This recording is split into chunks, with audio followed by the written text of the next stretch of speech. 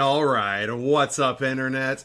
My name is Gray, like the color, and I'm the owner of Retro Exchange, or Rex for short, here in sunny Peoria, Arizona, on eBay, on Whatnot, and all those other places. Today, on Rex Knows What's Awesome, collecting action figures in the 21st century. So, I was born in 1980. I know, that was a long time ago. But growing up in the 80s as a kid was incredible and unique.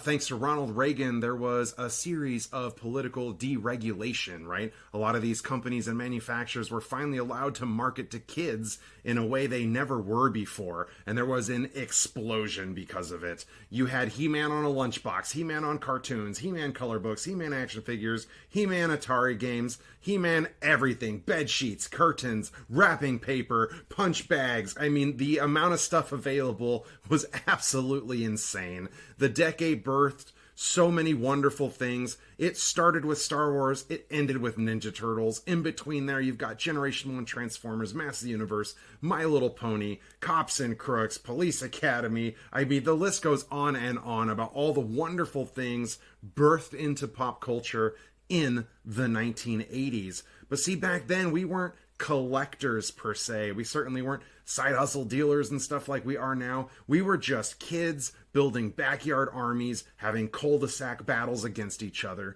And my recollection of that, I had a very good friend. He had this old board game called The Lost World, based on Sir Arthur Conan Doyle's work by the same name. And basically it was like this strange time spiral pocket dimension where all different things from different times came together. And so that's what we played. That way we could mix and match stuff. We would have an army of He-Man, Optimus Prime, and Snake Eyes battling Cobra Commander, the Ninja Turtle foot soldiers, and other various bad guys. It was great fun, and we did it all the time. And to grow your collection back then, there was no internet, right? For those of you that have no idea how good you had, all we had was what was on the back of the box. You know, there were some magazines, right, that you could look at, but there was no way to know what was coming until you went to the store and saw it. And then there were some problems with that. For example, G1 Transformers cartoon started in like 84 or 85. And you saw Optimus Prime every day, and it reran on weekends. And what if it was 1989 and you wanted Optimus Prime? He wasn't on the shelves, so you had to go hit some yard sales, right? Best of luck finding that one.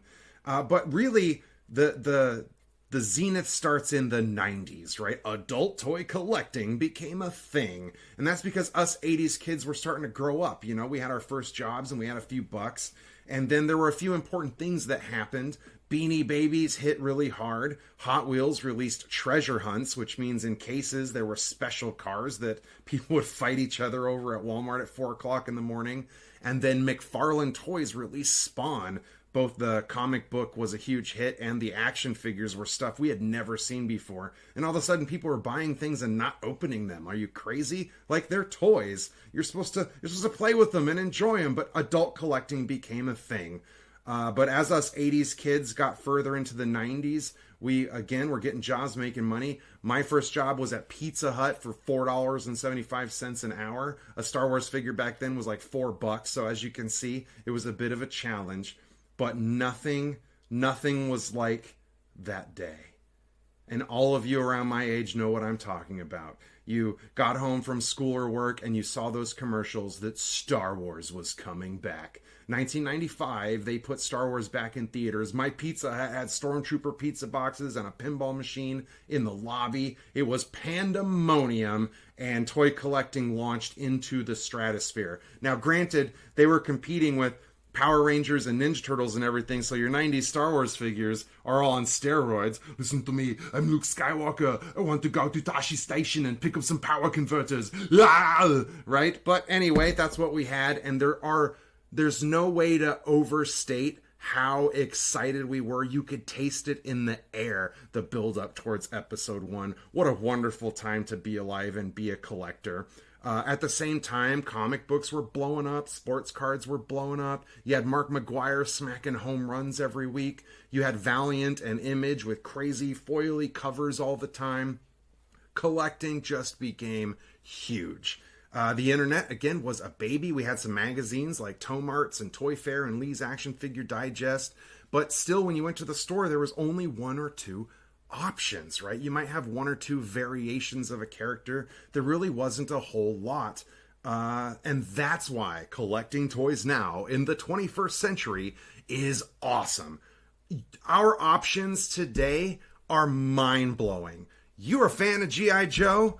You can have Snake Eyes. This is a vintage 1984 Snake Eyes version 2. Or maybe you like 25th anniversary. You want fancier ones, but you're still a 3 3/4 fan. Or maybe you want G.I. Joe Classifieds. You can get your Snake Eyes in 6-inch. Options, options, options. If you're a Ninja Turtle fan, you have vintage 80s ones. You have Nickelodeon. You have the 2008 movie. You have the Michael Bay movies. You have NECA movie, 3016 scale, statues, comic books, cartoons, t-shirts. It's absolutely insane. If I could tell my 1980s 10-year-old self how many options we would have, little kid me just wouldn't believe it. Not only that, but we have crowdfunding now.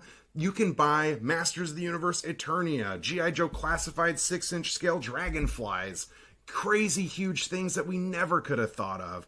If what you want doesn't exist, go to Etsy. Somebody can 3D print the parts for it. Companies like Gridiron Studios make guns and heads and backpacks and parts and bits and things and vehicles.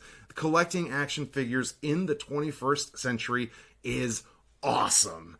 That's it for today, folks. Like, subscribe for more content like this, and we'll be back again. Thank you, congratulations, and enjoy.